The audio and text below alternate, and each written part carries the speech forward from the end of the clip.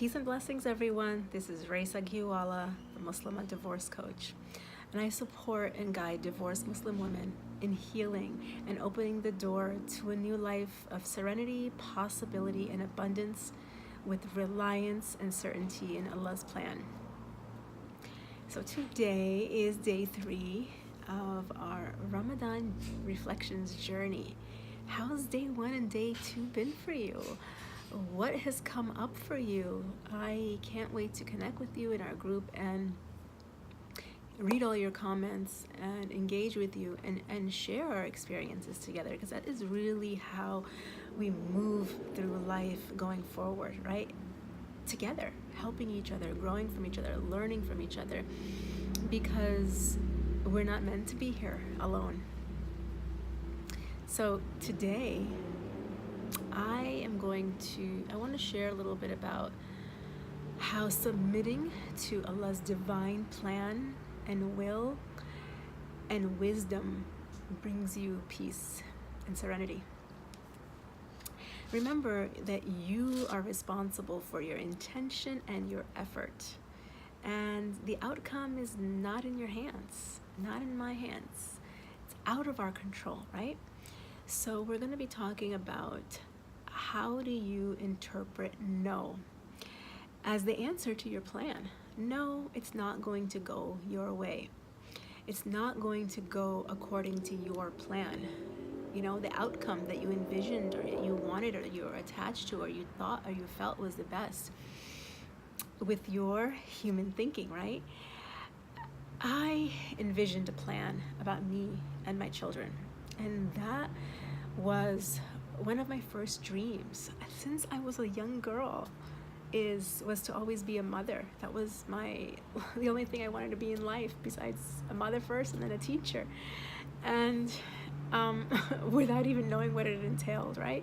And it really became my purpose for so long, especially after I had children. It was all that my life was about, raising God-conscious children who are productive members of society and contribute with their talents and their gifts and skills, right? So when I came to a point in my life after about 3 years of divorce, after being, going through the divorce process for 3 years and all different, custody scenarios of me with the children and then sharing custody with their dad, half and half, I came to a point where I had to make a decision. I was in a situation where I had to choose and make a decision about where the boys were going to live.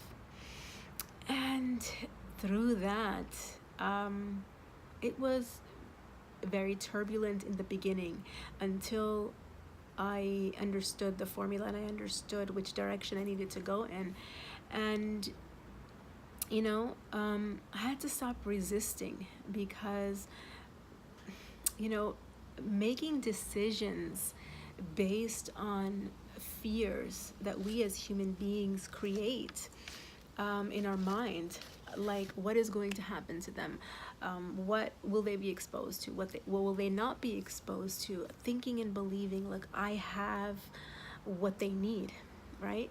That anything outside of a certain amount of time with me would not be beneficial or not be good for me. I had all these fears and these what ifs, the fears of the unknown, which is common in life, but especially being a divorced Muslimah, we all experience the fears of the unknown in terms of our finances and our health and our life and our future and our children. So I was having a lot of panic. I was having a lot of anxiety.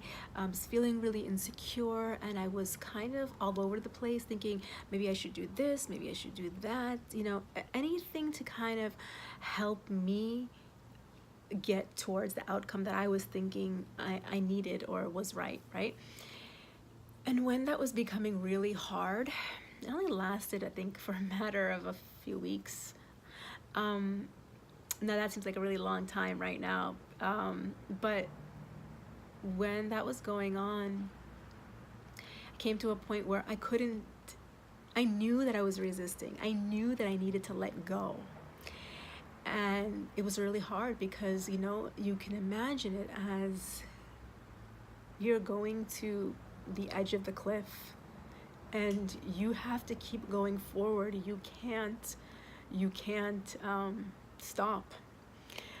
And that feeling of, okay, I know I need to take a step forward, but how? And how will I not crumble and die inside? Anyone who's gone through pain and loss will know that is like the worst feeling. And I remember that I knew that I couldn't continue on with this turbulence inside of me and this inner turmoil. And the only thing that made sense to the resistance was to let go. And that doesn't mean to give up hope. That meant to let go, to submit, to surrender, to let go of the steering wheel, to let go of the reins and let Allah do the heavy lifting. And that gave me such a peace in my heart, a peaceful sadness through acceptance. Yeah, I was sad, but I wasn't living in that, and it didn't consume me and last. I had some sad moments. I had moments of acceptance. I had moments of closure and moving forward. And one of the things that helped me in that moment to come to that realization, when I realized that there was a lot of pain after that, still letting go. It's like, what I mentioned right now about going to the edge of the cliff and holding on to something, to someone, to somewhere that will never let you down, right?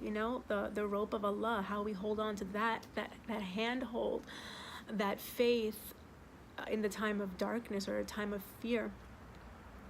So what helped me in that time was really, going back to the Quran and looking at the stories of Prophet Musa and his mother, how she had to let her child go and to the unknown, right? And Allah tells us that He had to bind her heart. And I really felt that that's what was happening to me, because there was no other way for me to just let go. Have you ever felt a situation where how can you just let go, right?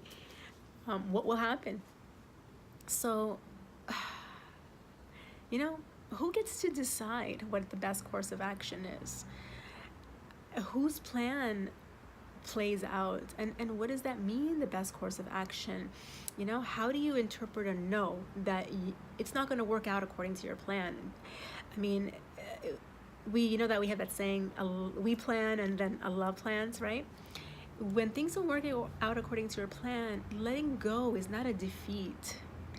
Surrendering and submitting to Allah's will is not a defeat. It's a reliance. It's a strength. It doesn't define your value or your self-worth or your confidence, right? When things don't work out according to your plan. Knowing that you're making your decision on divine wisdom when you let go and you trust and you submit. And it feels so right? When your head and your heart are aligned, it feels right. Even though you have no idea what's going to happen, it feels very right. And it makes you feel more secure, right? Because we don't get the privilege of knowing the plan step by step. That's where the trust and the faith comes in, right? That of what's gonna, and we don't need to know everything that's gonna happen down the road. We just need to know we just need to take one step in front of the other and move forward that way, and know and trust and rely that we will be guided along that way. And that's faith and trust, right? That knowing that whole plan years down the line, it only belongs to Allah, right? And we know, look back in your life, in the end it always works out, right? So I'm still on my journey. I don't know how sorry, I know the helicopter's really loud. I hope you can still hear me, but I'm still on my journey, and I don't know how the relationships are going to evolve, right? Sometimes I feel sad, sometimes I feel hurt, sometimes I feel like I miss my boys, but I trust in that plan, that they are exactly where they need to be, and I am exactly where I need to be. Everyone is exactly where we need to be for a reason and a purpose, right? And so just showing up as your best self, and interacting as your best self in all your interactions.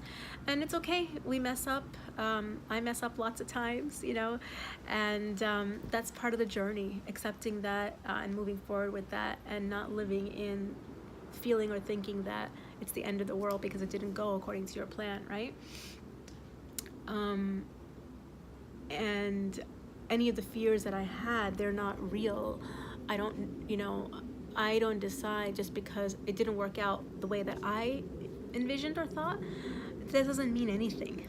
It means that I just have to do my best and be my best and move forward. And there's dua, and then there's hope, right?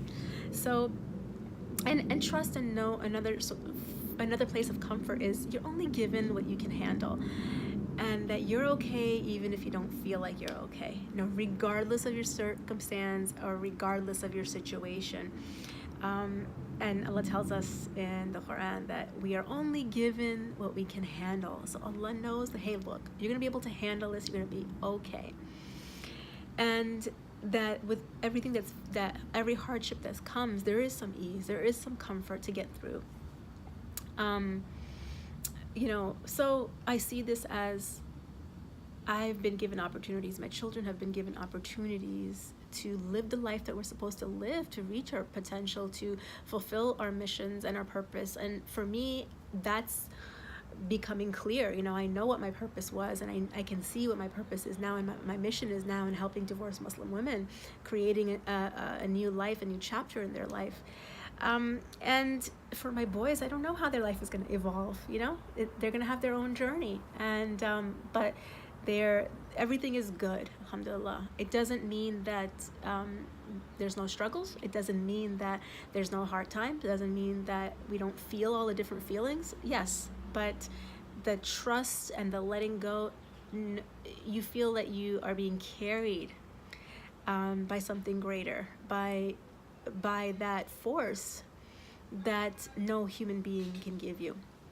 So what I'm going to ask you to do today is think back to a time where you tried everything and you to achieve something, and your heart was set on something that you wanted, a goal or outcome, right? And you were so attached to it in your mind and in your heart.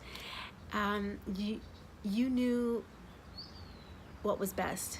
And when it didn't go your way, how did you respond? What did it feel like for you?